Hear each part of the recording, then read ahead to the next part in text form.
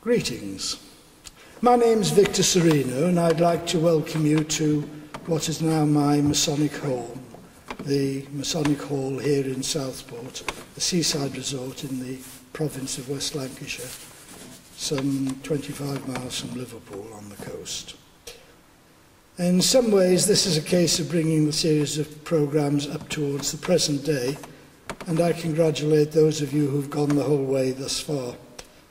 I'd really like to pay tribute to the Grand Lodge of Indiana for their foresight in creating this monumental undertaking, and to Worshipful Brother Albert McClelland for his part in making this happen.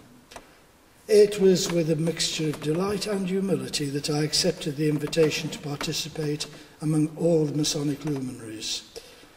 I must also express my thanks to Brother Chris Meadows, who is currently the Junior Warden of Withy Lodge in Leyland, close to here, for giving up his time and his expertise in recording, editing and polishing this presentation. You may, particularly if you've gone through the series thus far, wonder why there should be an item on the birth of a lodge. Well, not many of you will have had the privilege of being founders, and I suspect not too many of you will have had a chance to see an actual lodge consecration. However, that ceremony can be found in ritual books and is not a matter for discussion here other than in passing. But at the time of the recording, there is a debate which is going on one of the internet research groups, and the core of which is a particular phrase which is found in the installation ceremony in virtually the same form in virtually all the lodges that I'm aware of around most of the English-speaking world.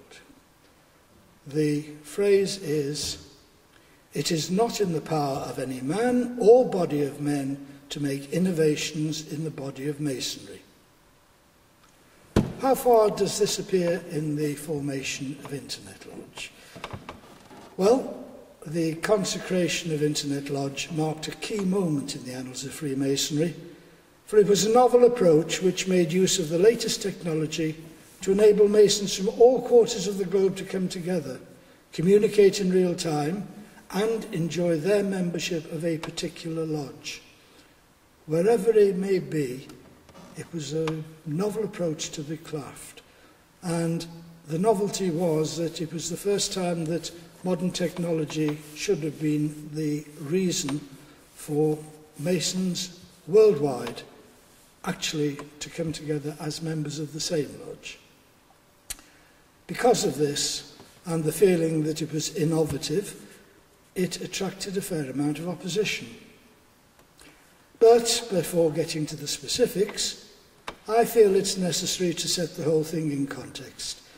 And I apologise in advance if I'm going over familiar ground, but to understand the impact of the formation of Internet Lodge, the ideas of the founders, and the allegations that it attempted to push the envelope of established Freemasonry, even the suggestion that it attempted to make innovations, well, an outline of this should be established.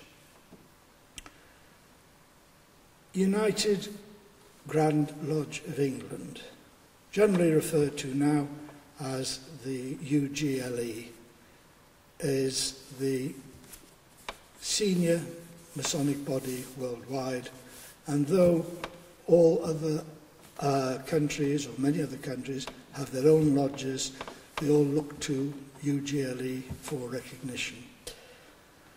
So, an outline of established UGLE masonry may be helpful, and, in the words of the Julie Andrews song, let's start at the very beginning. It's easy to forget that the concept of the internet is only a recent thing. After all, it was only some 15 years or so ago that the net was used only by military, government agencies and universities as a research tool, and very few individuals either had access or the finances to use the medium socially without access to these facilities. Naturally, those who used the net would venture in their spare moments into a general web search, and locate items of particular interest. It's neither the time nor place to delve into a history of the internet or the World Wide Web, so I will content myself with observing that it was inevitable that friendship should spring up between those involved in this wonderful new electronic communication system, and those of particular interest groups set up what are known as chat rooms. Many Freemasons managed to find each other and realised that physical distance was no bar to swapping tales, seeking information, or conducting Masonic research. There was no bar on Lady Masons, nor was there any obstacle for those in unrecognised lodges. After all, in the world of research, there are no boundaries as long as the material is appropriate and verifiable. Significantly, the established sources of Masonic research at the time were Quatuor Coronati Lodge and its correspondence circle, and the master of Quatuor Coronati Lodge, John Wade, actually gave the first lecture in this series. The other was, in America, was the Philalethees Society, both of which still flourish and were preeminent in the terms of Masonic research. They were, and still are, land-based organisations, so there's no need to be computerised to belong or to take part, although both have accepted and adopted electronic access. So, the arrival of an electronic means of communication where information could be transmitted in virtual real time was indeed a wonderful breakthrough. At the time, the social, as opposed to academic web, was mainly composed of what were known as mailing lists or discussion groups. Among the foremost of these was, probably the best known, was CompuServe Forum. But a smaller and less formal group was alt.freemasonry, where many interesting and esoteric discussions take place. Indeed, one of the most knowledgeable Masonic scholars I have ever come across was a woman, and there was much surprise when she suddenly announced that she was about to be initiated into the craft, albeit into co-masonry. Browsing alt-Freemasonry, for there were moments of boredom in university research where one simply wanted something to refresh the mind, I realised that there were a few UK Masons on the list, and this number started growing. It was therefore no surprise when the suggestion was made that we meet up one day at the headquarters of UGLE in Great Queen Street, London. Not having met previously, and being before the days when it's commonplace to email photos of oneself, various modes of recognition were established: a bow tie, a folded newspaper, and the like. And on the 4th of July 1995, a dozen of us met up. The date was chosen because there was something special planned among the Masons in Boston, Massachusetts, and we wanted to send electronic greetings, something very novel, and would be done while embarking on a tour of the headquarters building. There, one or two of us were introduced to the newly appointed communications officer of United Grand Lodge, and he expressed a particular interest in masonry and the internet, and he sought enlightenment on it.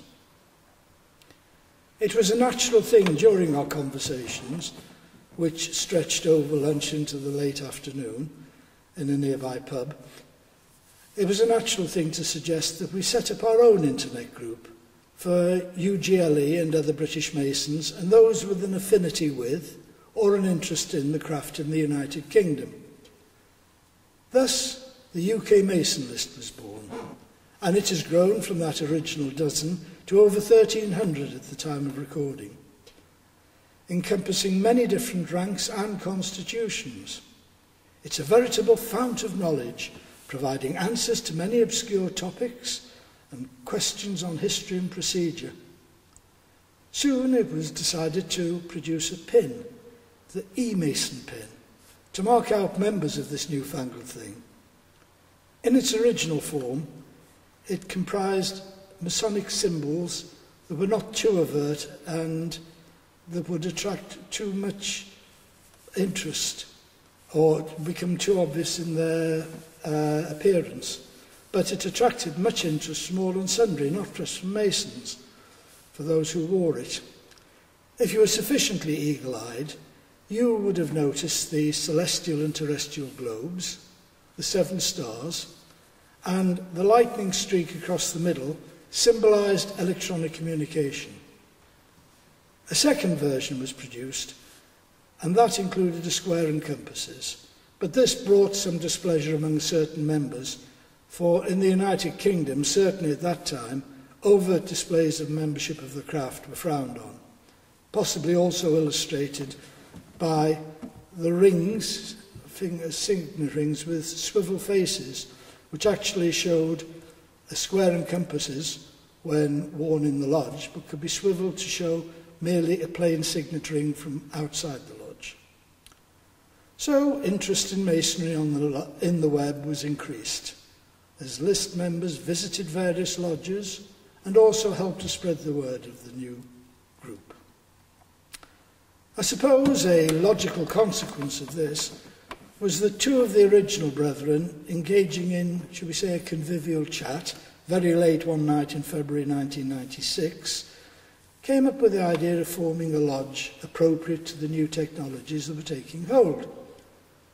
They continued their musings for about a month, and on Sunday the 10th of March put it on the UK Mason list with the fateful words, "I don't think the world's ready for this yet." But less than 2 years later, Internet Lodge came into being. Before going any further, and appreciating that this may be well viewed by brethren who may not be familiar with our ways, I suppose I must risk a charge of teaching grandma to suck eggs, but because of the differences in both practice and ritual around the globe, and aware of the fact that this is going out to a large number of countries, it's felt necessary to give some brief explanation of United Grand Lodge of England Masonry, so you may appreciate the differences and better understand the subject matter. Speaking with the benefit of complete ignorance, it would appear that a significant difference in the practice here of the craft is that our Grand Master, His Royal Highness the Duke of Kent, is a fairly permanent fixture, that the senior officers of Grand Lodge, UGLE, have a more or less indefinite tenure, and that appointments or honours come from above and are not necessarily the result of campaigning at Grand Lodge meetings or of regular elections.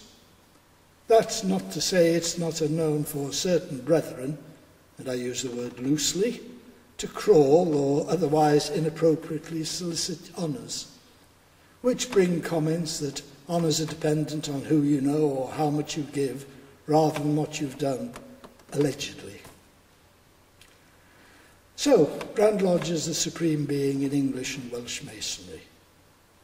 But rather than many separate Grand Lodges in the USA, the system here operates through provincial or district Grand Lodges. So I suppose one could vaguely equate UGLE with Cogmina, but only vaguely. Each provincial Grand Lodge is presided over by a provincial Grand Master, appointed by the Grand Master. They usually serve for a term of 7 years with a patent of appointment, and it's the provinces who control the individual lodges. Provincial honours are awarded annually, except the provincial Grand Master, his deputy and assistants, and the provincial secretary, who's appointed by the provincial Grand Master anyhow. The rest of the provincial team is appointed either with acting rank, which means formal duties throughout the season, or past rank, which for obvious reasons is the more common. The actual rank awarded creates a pecking order, which some find more significant than others. And there's often a jockeying for position, while effectively, apart from one's place in a formal procession, the rank one gets really is meaningless. It should also be noted that the number of acting lodge officers may well differ in the United Grand Lodges from those elsewhere, both in name and in function. In practice, a UGLA master is told that during his year, he is in charge so long as he does as he's told. In effect, it means that the past masters have the knowledge and experience to see the lodge functions as it should. Of the significant officers, it should be said, without giving offence to some, that the Secretary and Director of Ceremonies effectively run the lodge with the addition of the Treasurer. The Secretary deals with the general administration. The Director of Ceremonies is responsible for what happens at the meetings. It's a role unknown in some parts of the world, but involves planning the ceremonial, the running order, calling and supervising rehearsals, arranging substitute officers for those who can't be present, acting as or arranging as prompters as needed, deciding who will speak at the festive board, and generally keeping things moving in accordance with the lodge traditions. It's sometimes said that a DC is right even when he's wrong. This is an absolute calumny. A DC is never wrong. But guess who was the founding DC of Internet Lodge?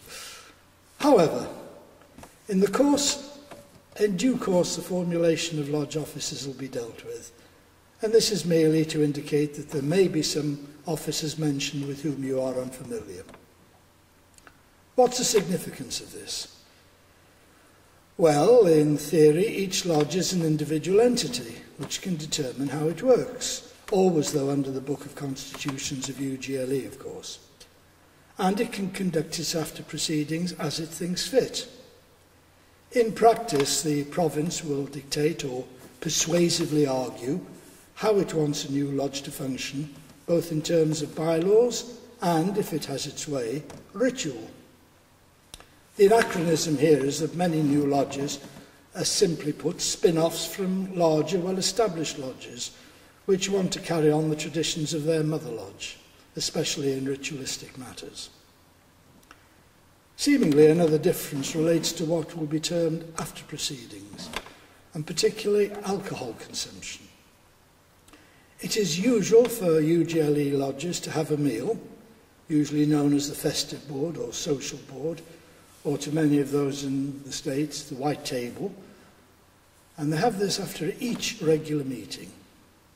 Generally, it follows a simple formula of 3 courses, or 3 courses plus cheese and coffee, and it's a canteen-style meal, where there are a number of wine takings and toasts. It's convivial and not too formal, except for installations when the meal becomes a banquet. In other words, an excuse for the caterer to charge considerably more for the provision of an extra course and probably candles on the tables. But the installations have a much more formalised structure. But at all these events, alcohol is served or sold. It may just be beer, but there may be wines and spirits too. However, it's almost unknown for anyone to become the worse for wear at these events. I acknowledge that in Scotland the after proceedings are limited usually to a sandwich and a drink, or just nothing, while in some English lodges people are finding the costs rising disproportionately to the incomes of their members, so they are dispensing with a meal. This, unfortunately, has a knock-on effect for the halls, because there's a reliance on catering and bar profits to keep costs within due bounds. Most halls, or temples if you prefer, have a bar.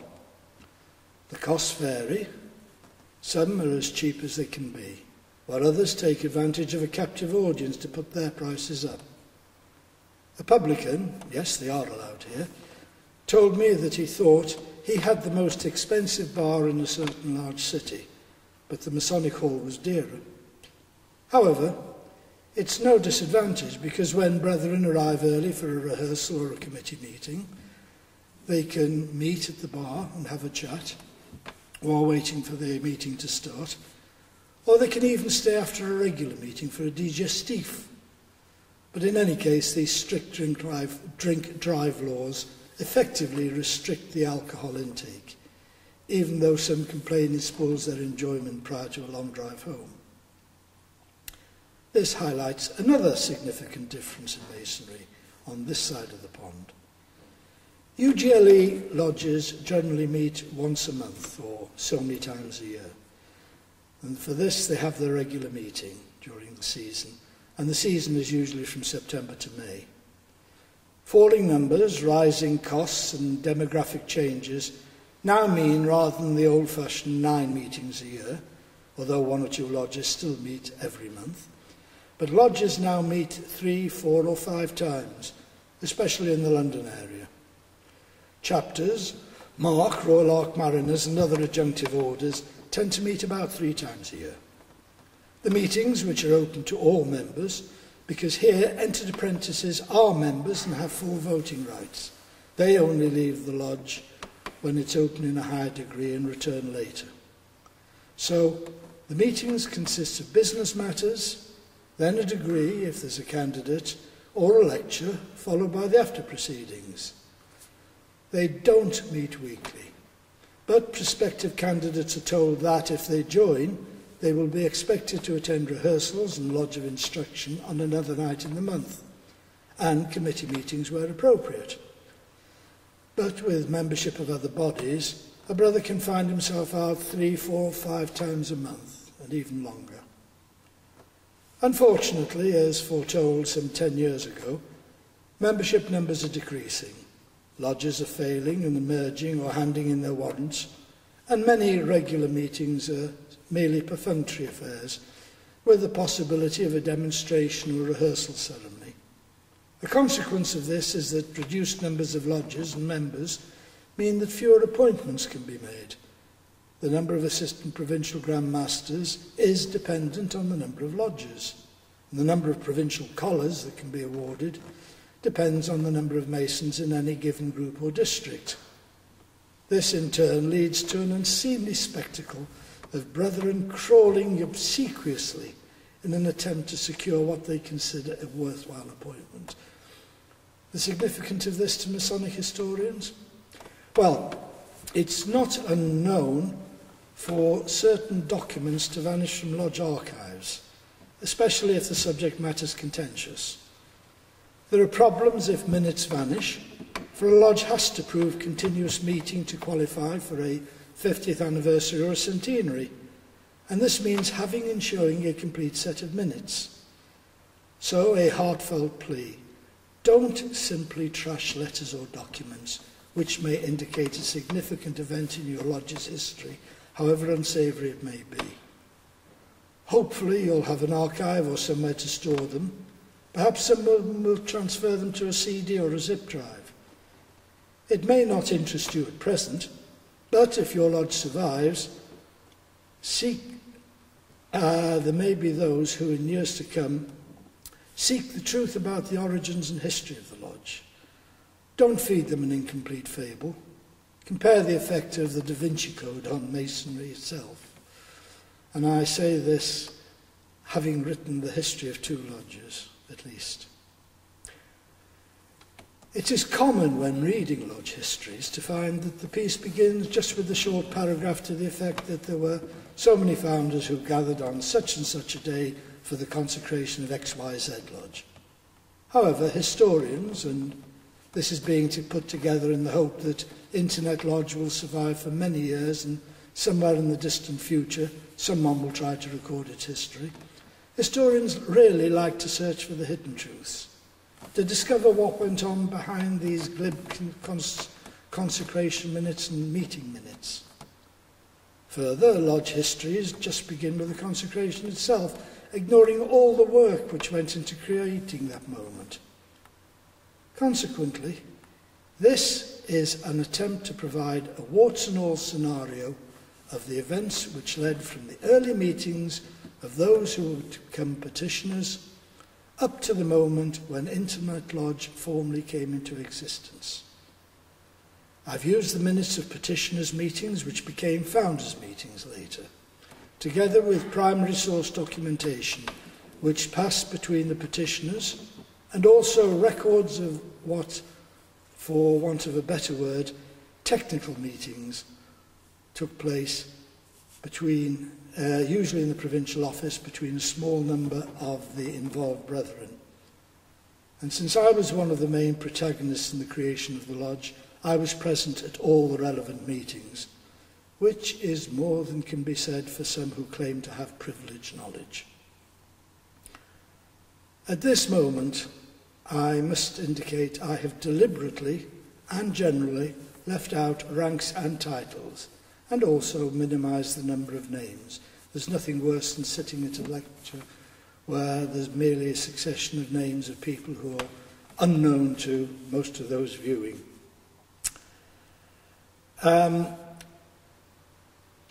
This is an attempt, however, to record events and not to glorify or denigrate individuals. Consequently, with very few exceptions, I've omitted the names, partly because I don't want to offend anyone with a sin of admission, however accidental it may be.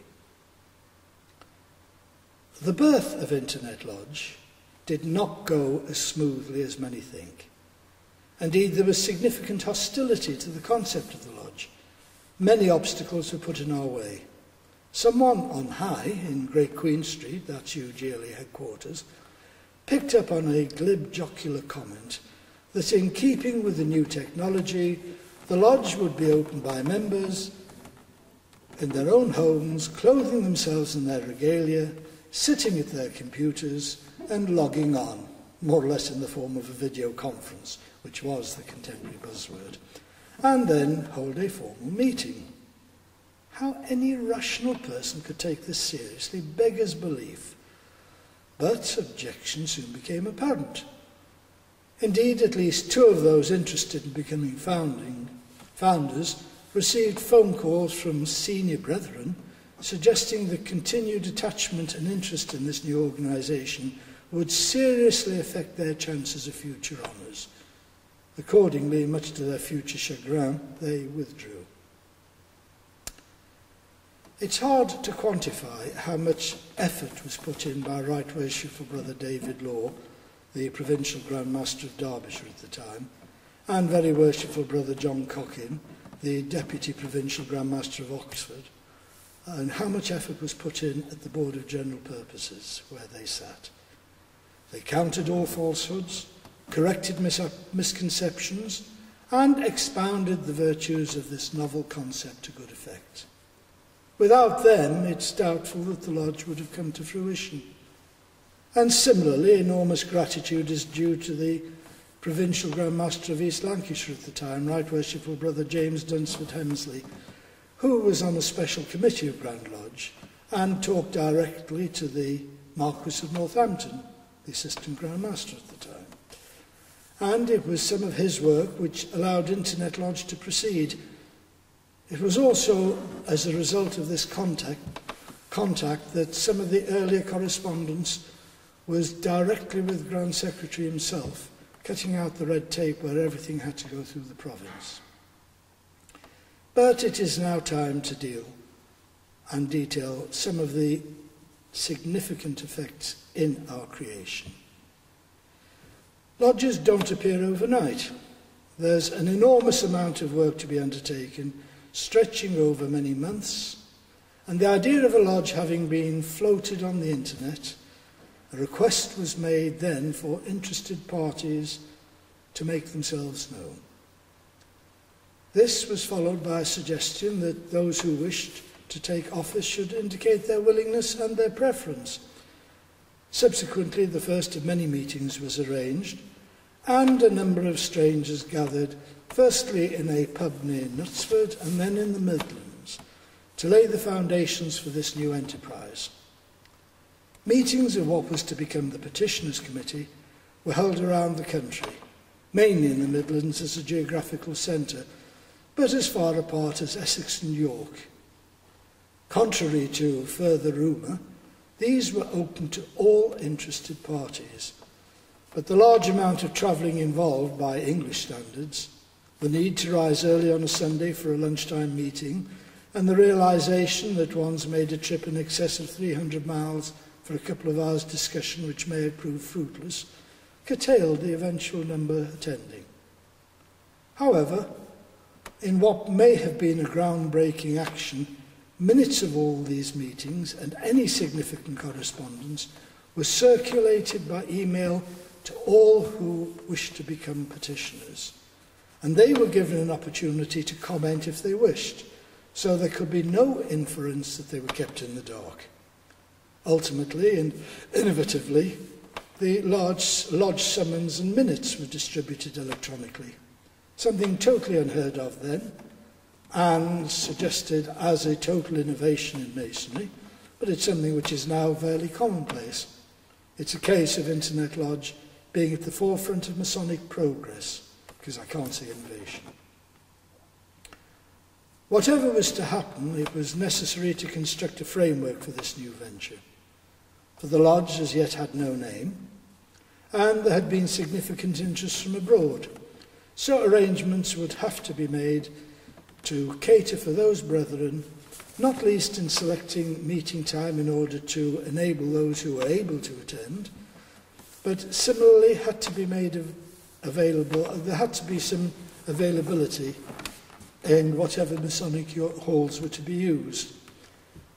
And the inevitable clash of dates had to be taken into consideration. For the idea was that the lodge would be a travelling lodge. The place of installation would be fixed, but the other meetings would take place wherever the master at the time wished, if it was possible. But the requirements would always be that it had to be in a UGLE meeting place. It was felt that a meeting on a Saturday at noon would be most beneficial, although it unfortunately meant that one or two Orthodox Jewish brethren then had to withdraw. There was also a feeling that at least one meeting should be held during the summer months, when overseas brethren might be vacationing in the United Kingdom, and thus gave them an opportunity to combine lodge attendance with their summer holiday.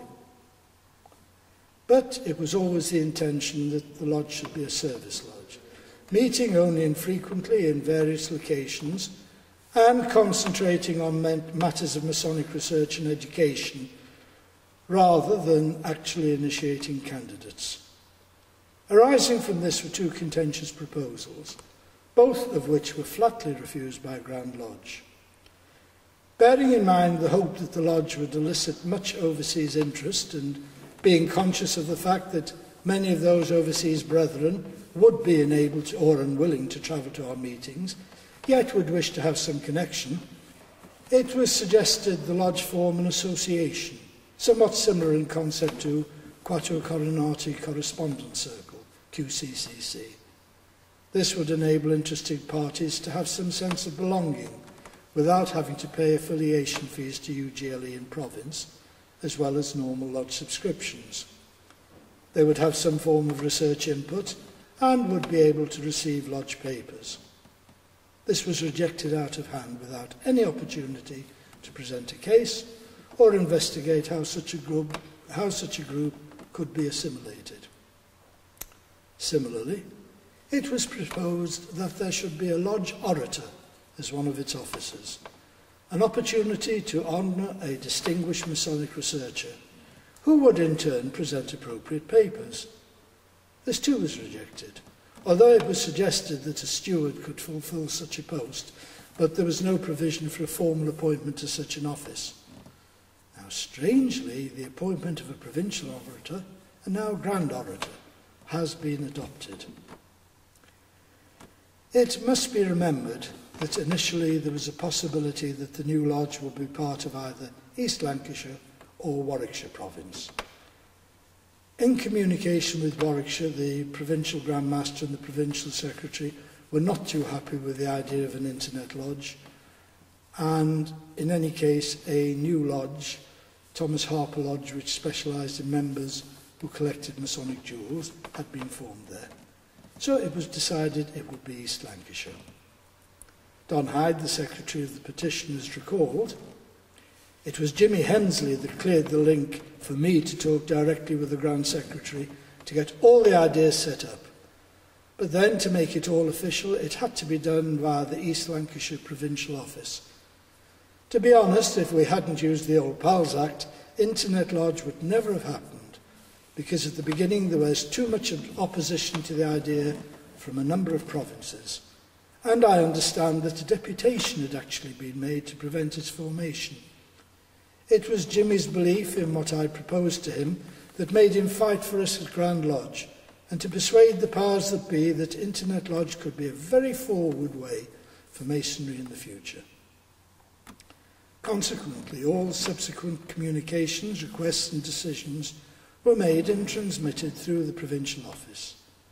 There was no indication whether the source was UGLE or the province itself, but it was around this time that the competition for a lodge name took place.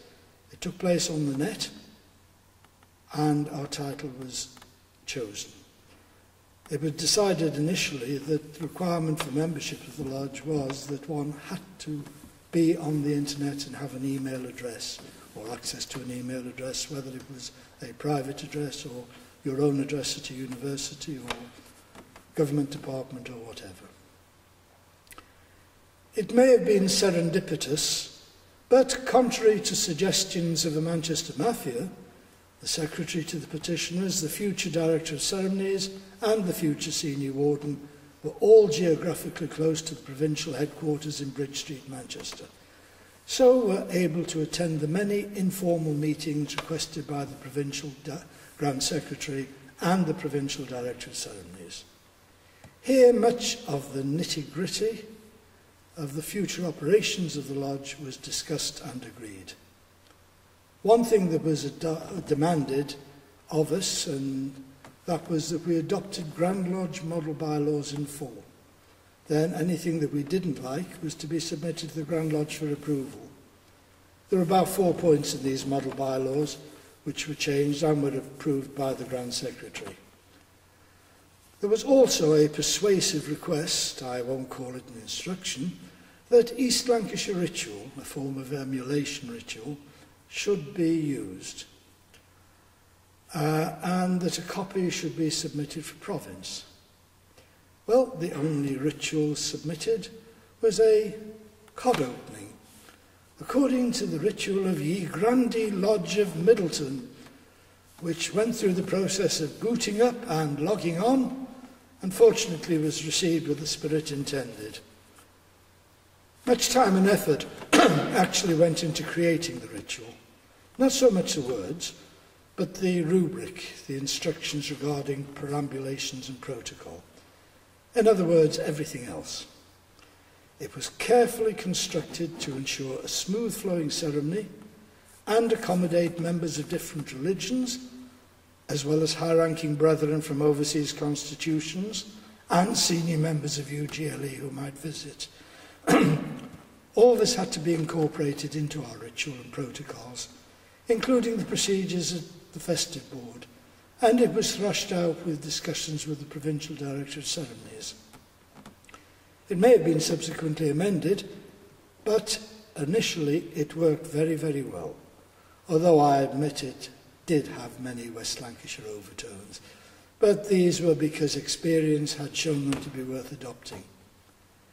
Since the lodge officers would come from different provinces and have different ways of working, care had to be taken to accommodate these differences in a manner which would not be too obvious to visitors. And similarly, a decision was taken to restrict wine takings and toast to our festive boards, because remember, this was a late lunch. And except for the installation, where, depending on who attended, the full toast list and all the protocol would be observed. It should be mentioned that at this time, when people were invited to apply to take office, it was made clear that preference would be given to those who were experienced and had held those offices in their own lodges for quite some time, and particularly in the case of Treasurer, Secretary and Director of Ceremony, experience was very much needed. But it's easy to overlook the enormous amount of work undertaken by Worshipful Brother Don Hyde, the Secretary to the petitioners, who spent many, many hours gathering essential information and putting it into a suitable form for committee meetings, not to mention liaising with the provincial office and overseas lodges. Most newly formed English lodges, using the term English advisedly, they're made up of local people. In this case, the membership was not only spread across the British Isles, but was extended to the 4 quarters of the globe. The logistics of gathering clearance certificates, membership applications from far distant parts, then, having ensured the applications were in order, devising a route to send the petition round for signature, arranging the final signatures to be appended in Manchester, this was beyond the ability of lesser men. Yet Dom performed these heroic tasks without complaint.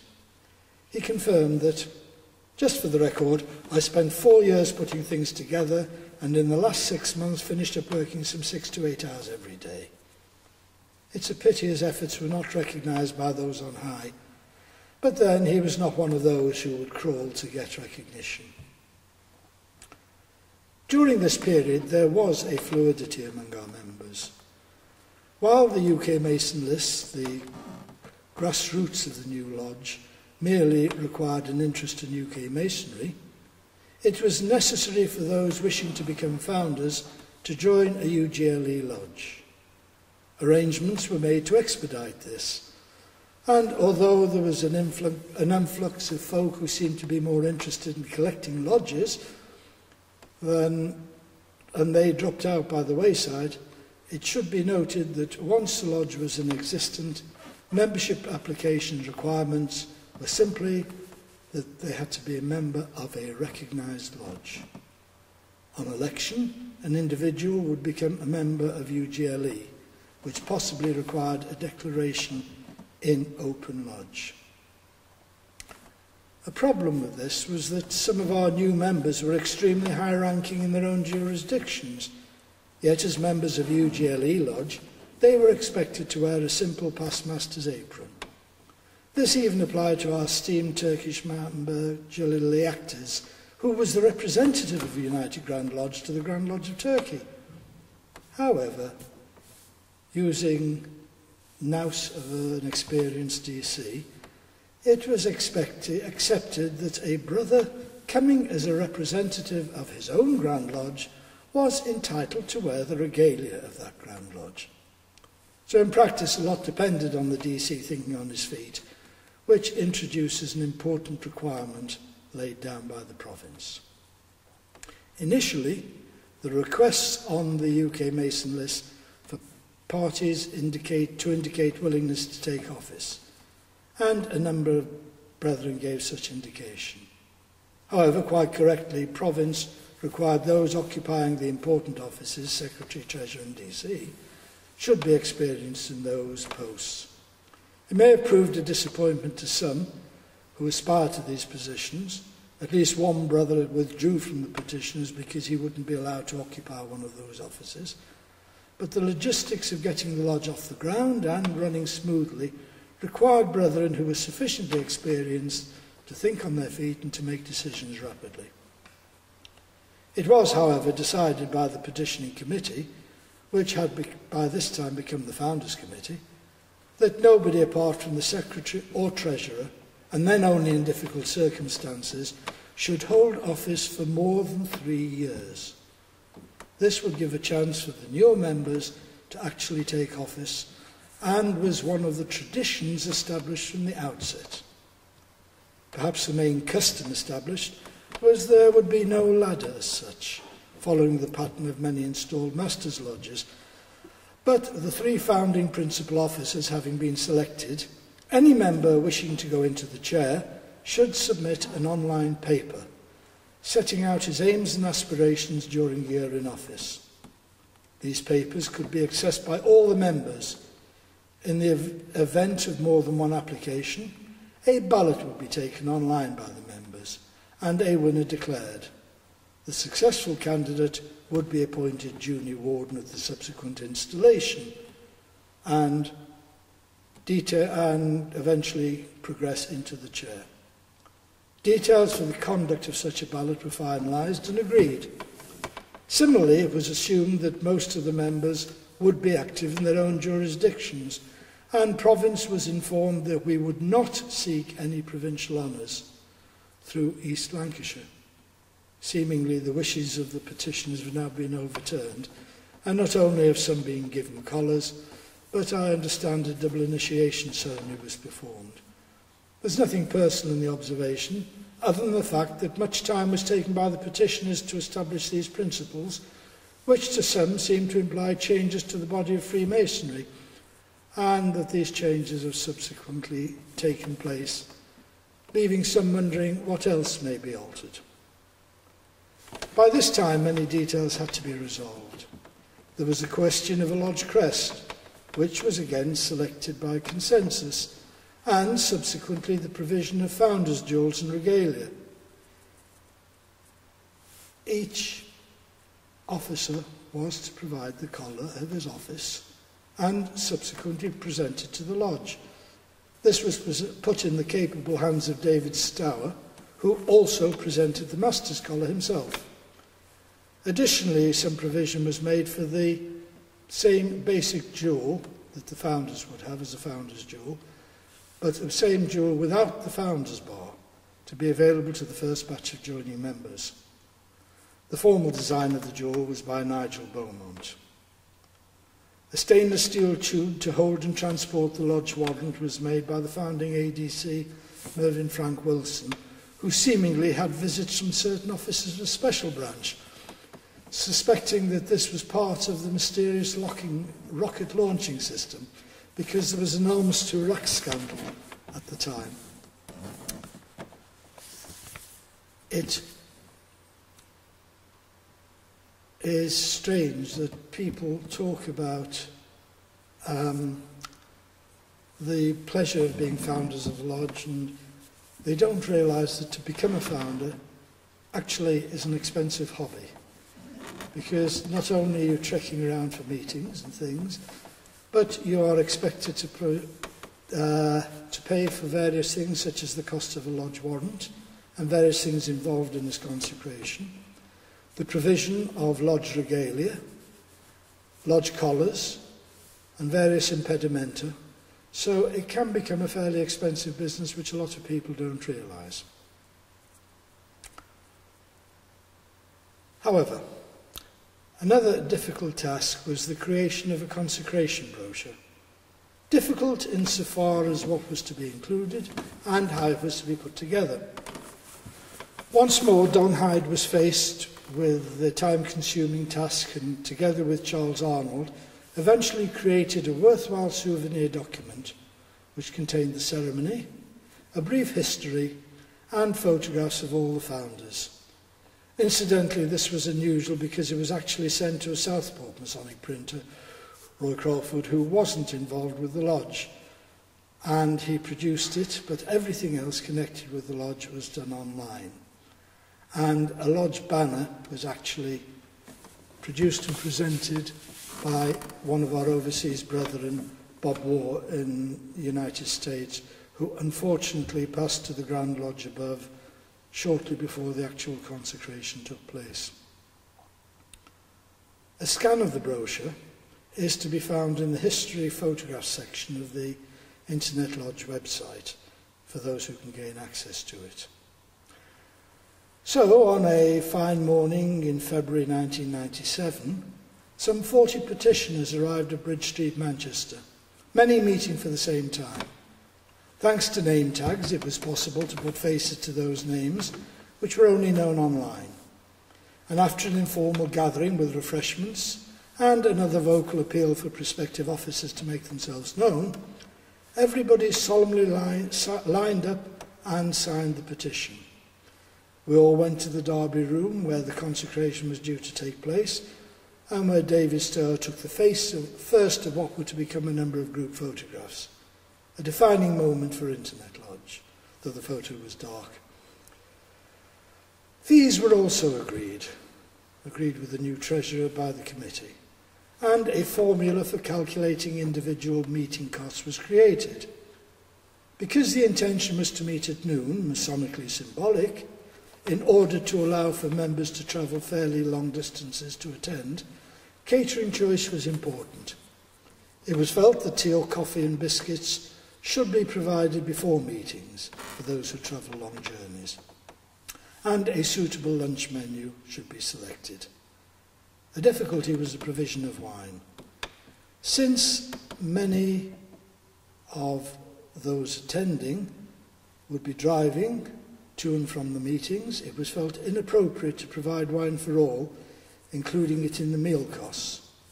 The exception, of course, was the consecration, when the founding of DC, who at the time had a share in the French vineyard, arranged for a supply of unlabelled red and white wine, which were collected by Brother Chris White from Boulogne, where it was delivered, and produced a set of Chateau Internet Lodge labels. Now this wine was actually, which was actually a prize-winning wine, which came from my vineyard.